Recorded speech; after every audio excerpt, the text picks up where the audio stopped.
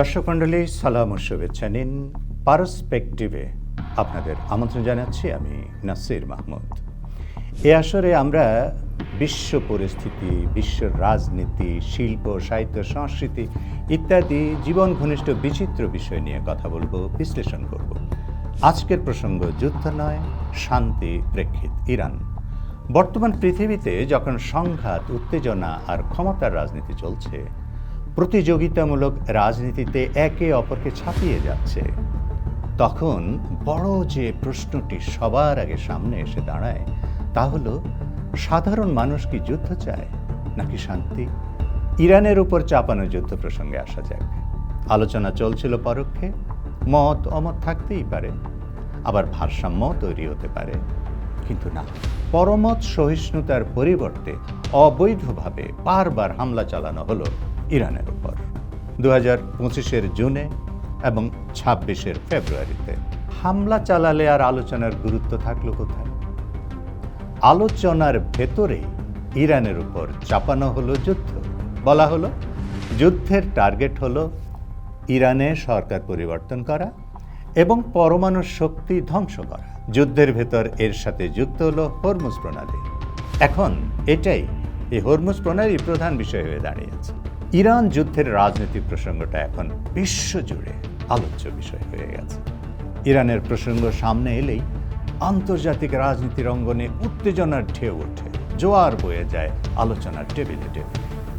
Hormuz প্রণালী, আঞ্চলিক প্রভাব নিয়ে, নিষেধাজ্ঞা নিয়ে, সামরিক হুমকি সব মিলিয়ে এক অস্থির পরিবেশ তৈরি হয়ে যায়।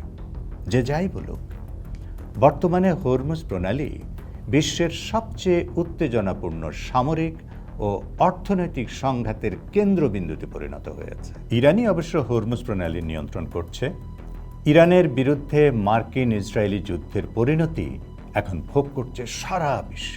কেননা গুরুত্বপূর্ণ এই প্রণালীটি এখন কার্যত প্রায় বন্ধ। অধিকাংশ বাণিজ্যিক জাহাজ চলাচল প্রায় স্থবির। ইরানের অনুমতি সাপেক্ষে কিছু কিছু জাহাজ যেতে পারছে মাত্র। খুব অল্প কয়েকটি জাহাজই দিনের বেলা পার হচ্ছে। অনেক শিপিং কোম্পানি নিরাপত্তাহীনতার কারণে যাতায়াত বন্ধ রেখেছে। যুক্তরাষ্ট্র বনাম ইরান সরাসরি উত্তেজনা সৃষ্টি হয়েছে হরমুজ প্রণালীকে ঘিরে। আটকে থাকা জাহাজ বের করে আনতে যুক্তরাষ্ট্র চেষ্টা চালিয়ে যাচ্ছে। ইরান হুঁশিয়ারি উচ্চারণ করে বলেছে, অনুমতি ছাড়া হরমুজ প্রণালী এলাকায় কোনো জাহাজ প্রবেশ করলে হামলা করা হবে। প্রোটোকল মেনে সকল জাহাজই প্রণালী অতিক্রম করতে পারবে, কেবল শত্রুদের সামরিক জাহাজ ছাড়া। হামলা, ড্রোন এবং মাইন ঝুঁকিতেও রয়েছে এখন জাহাজগুলো। ফলে হরমুজ প্রণালী এলাকা এখনো হাই রিস্ক ওয়ার জোন বা উচ্চ ঝুঁকিপূর্ণ যুদ্ধ এলাকা হিসেবে বিবেচিত। দ্বন্দ্ব কিন্তু নিয়ন্ত্রণ নিয়ে। ইরান দাবি করছে তারা প্রণালীর বড় অংশের উপর পূর্ণ নিয়ন্ত্রণ প্রতিষ্ঠা করেছে এবং এটাই সত্য। যুক্তরাষ্ট্র বলছে তারা নৌ চলাচল নিশ্চিত করবে, যদিও তার সুদূর পরাহত। বরং হরমুজ অবরোধ ভাঙার জন্য ফ্রিডম প্রজেক্ট নামে মার্কিন অভিযান শুরুর পর হরমুজ প্রণালী দিয়ে আর কোনো বাণিজ্যিক জাহাজ বা ট্যাঙ্কার চলাচল করেনি। অবশ্য এরই মধ্যে পিছু হটে গেছে মার্কিন অবরোধকারী জাহাজগুলো। এইসব রাজনৈতিক কিংবা সামরিক দ্বন্দ্বের ফলে ক্ষতিগ্রস্ত কিন্তু শুধু ইরান কিংবা আমেরিকা ইসরায়েলি হচ্ছে না, পারস্য উপসাগরীয় এলাকার তেল উত্তোলনকারী সকল দেশই ক্ষতিগ্রস্ত হচ্ছে। ক্ষতিগ্রস্ত হচ্ছে সমগ্র পৃথিবীর মানুষ, অর্থনীতি, তেলের সঙ্গে জড়িত সকল খাত, কৃষি শিল্প, কল কারখানা, বিদ্যুৎ ইত্যাদি সকল ক্ষেত্রেই ক্ষতিগ্রস্ত হচ্ছে। রাজনৈতিক এই হিসাবের বাইরে যে বাস্তবতাগুলো সবচেয়ে বেশি গুরুত্বপূর্ণ, সেটি আমরা অনেক সময় ভুলে যাই। সেটা হলো যুদ্ধ মানে মানুষ হারানো, প্রাণ হারানো, স্বপ্ন হারানো, ভবিষ্যৎ হারানো। যুদ্ধকে অনেক সময় পরিসংখ্যানের ভাষায় হিসেব করা হয়। যেমন দেখা হয় কোন পক্ষে কত নিহত হয়েছে, কার কত বিলিয়ন ডলারের ক্ষতি হয়েছে, কতটি শহর ধ্বংস হয়েছে, অবকাঠামো ধ্বংস হয়েছে ইত্যাদি। কিন্তু এই সংখ্যার পেছনে যে গল্পগুলো থাকে সেগুলোই সবচেয়ে ভয়াবহ, যদিও সেগুলোর খবর কেউ রাখে না। একজন মা যিনি তার সন্তানকে হারান, একজন শিশু যে তার পিতামাতাকে হারায়, শৈশব হারায়, একজন তরুণ যে তার ভবিষ্যৎ হারায়, এগুলো কোনো চার্টে দেখা যায় না, লেখাও হয় না। যুদ্ধবাজরাও এগুলো নিয়ে ভাবে না, মাথা ঘামায় না। অথচ ইরান হোক, মধ্যপ্রাচ্যের অন্য যে কোনো দেশই হোক, কিংবা বিশ্বের যে কোনো ভূখণ্ডই হোক, যুদ্ধের প্রথম শিকার সাধারণ মানুষ, নারী, শিশু, বৃদ্ধ। যুদ্ধের সিদ্ধান্তটা কিন্তু রাজনৈতিকভাবেই নেওয়া হয়। ওই একটি রাজনৈতিক সিদ্ধান্তের ফলে কীরকম বিপর্যয়কর এক অমানবিক বাস্তবতার মুখে পড়তে হয় বিশ্বকে, সেটা কিন্তু রাজনৈতিক সিদ্ধান্ত গ্রহণকারীগণ কমই ভাবেন, অথবা ভাবেনই না। তারা কি ভাবেন? তারা নিরাপত্তা প্রসঙ্গ টেনে কৌশল আর প্রভাব বিস্তারের কথা বলে যুদ্ধের কথা ভাবেন, সিদ্ধান্ত নেন, চাপিয়ে দেন। সেই সিদ্ধান্তের কুফল কিন্তু তারা ভোগ করেন না, ভোগ করে সাধারণ মানুষ। অবাক ব্যাপার হলো, এই সাধারণ মানুষের জান মালের ক্ষয়ক্ষতি হিসাব করে কিন্তু সাফল্য, ব্যর্থতা কিংবা জয় পরাজয়ের উপসংহার টানা হয়। একটি সামরিক অভিযানকে হয়তো কৌশলগতভাবে সফল বলা যেতেও পারে, কিন্তু সেই সাফল্যের ভেতরে যদি হাজারো মানুষের জীবন ধ্বংস হয়ে যায়, তাহলে কি প্রশ্ন ওঠে না সাফল্যটা আসলে কার? বিশেষ করে ইরানের মতো একটি দীর্ঘ ও সমৃদ্ধ ইতিহাস আর সভ্যতার লালনভূমিকে কেন্দ্র করে যখন উত্তেজনা তৈরি হয়, তখন শুধু বর্তমান নয়, ভবিষ্যৎ প্রজন্ম ঝুঁকির মধ্যে পড়ে যায়। প্রশ্ন কি জাগে না, একটি সমৃদ্ধ সভ্যতার ধ্বংসের মাঝে সাফল্যটা কার? যুদ্ধের অর্থনৈতিক এবং সামাজিক ক্ষতিও কিন্তু কম নয়।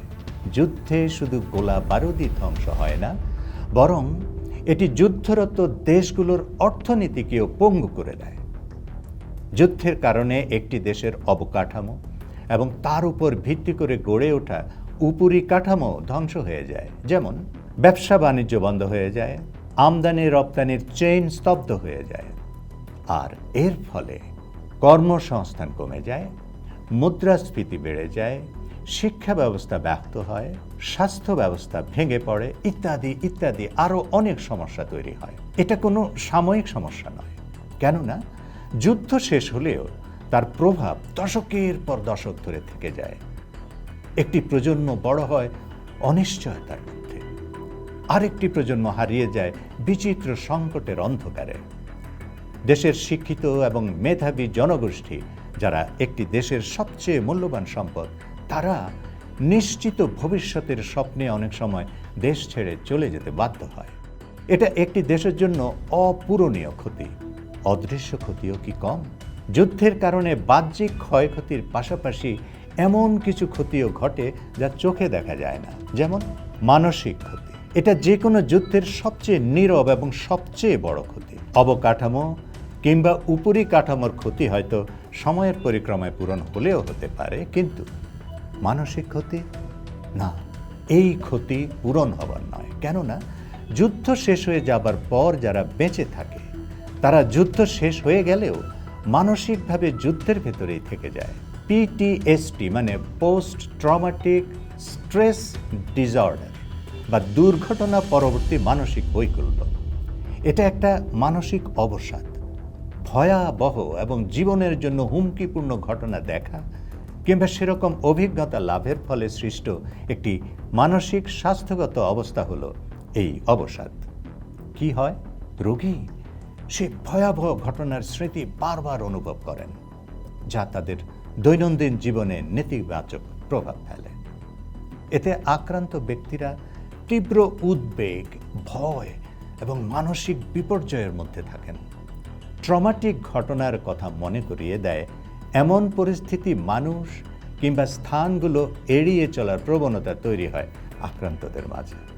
হঠাৎ কোনো শব্দ বা সেরকম কোনো ঘটনায় চমকে ওঠে, ঘুমে সমস্যা হয় এবং সবসময় সতর্ক থাকার প্রবণতা দেখা যায় তাদের মাঝে।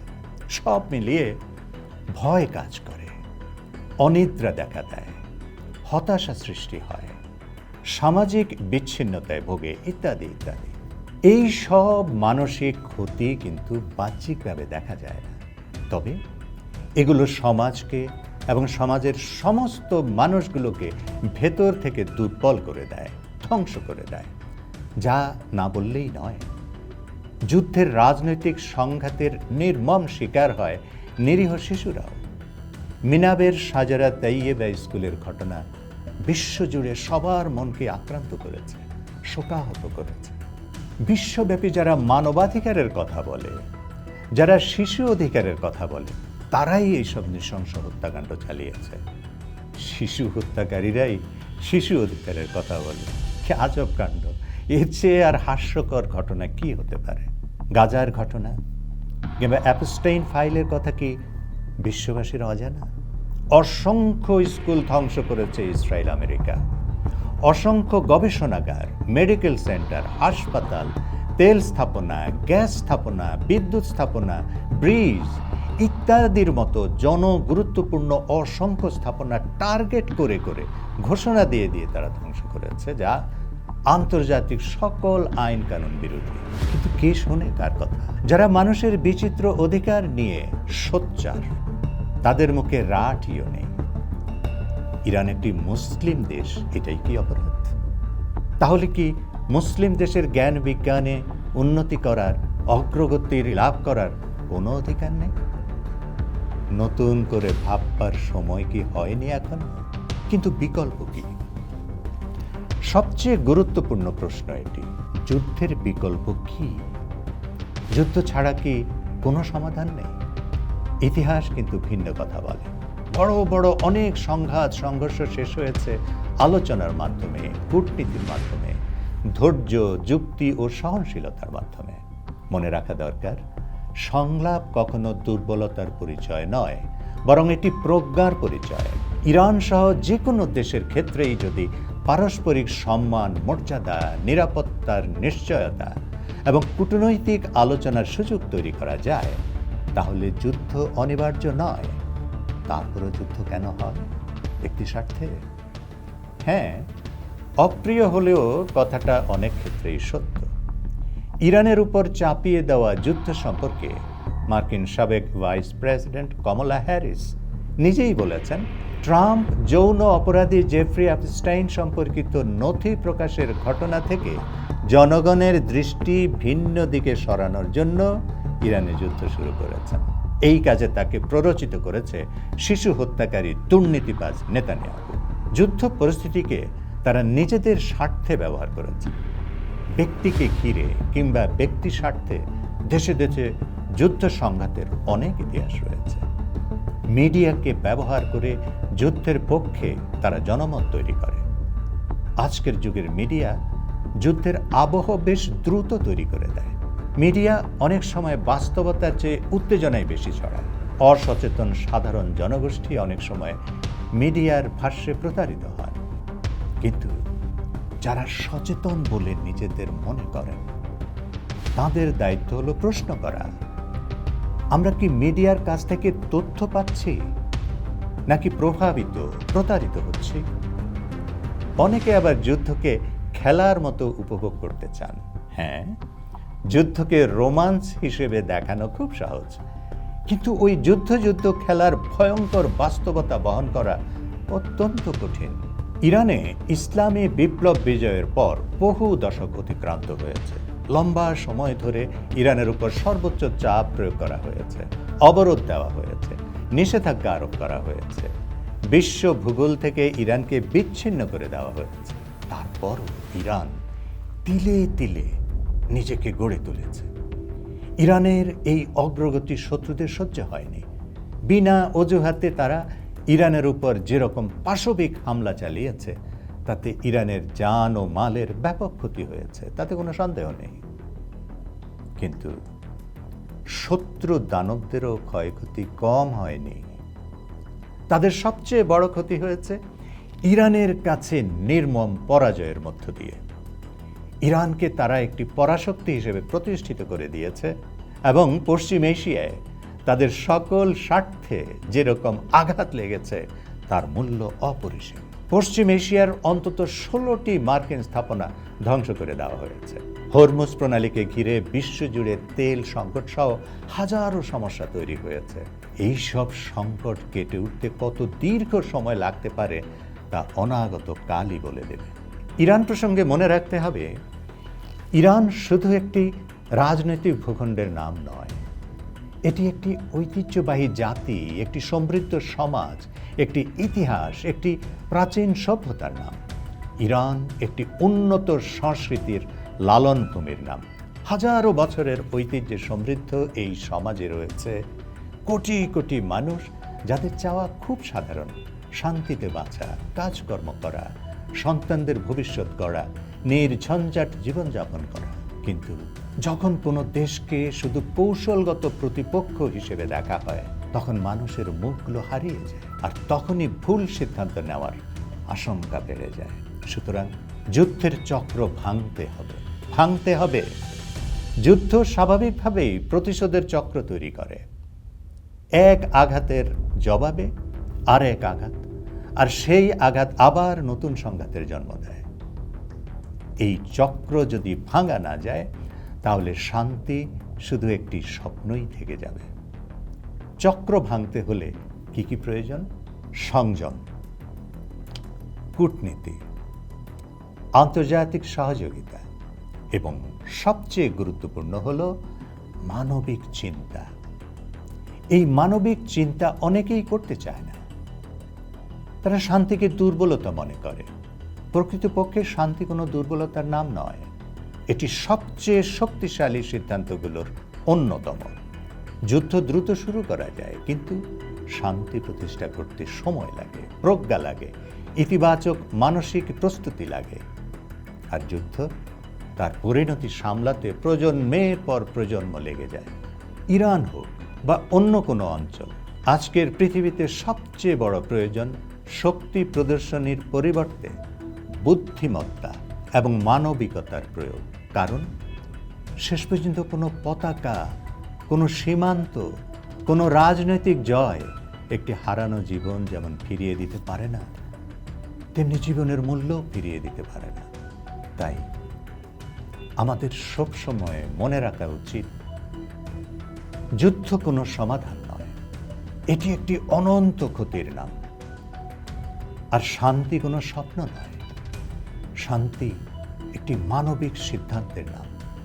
আমরা যদি সত্যিই ভবিষ্যৎ প্রজন্মের কথা ভাবি, তাহলে পথ একটাই: যুদ্ধ নয়, শান্তি। যুদ্ধ নয়, শান্তি। যারা দীর্ঘ সময় ধরে আমাদের সঙ্গ দিলেন, সবাইকে অনেক অনেক ধন্যবাদ। কথা হবে পার্সপেক্টিভের পরবর্তী আসরে। সে পর্যন্ত আপনারা সবাই ভালো থাকুন, সুস্থ থাকুন। খোদা হাফেজ।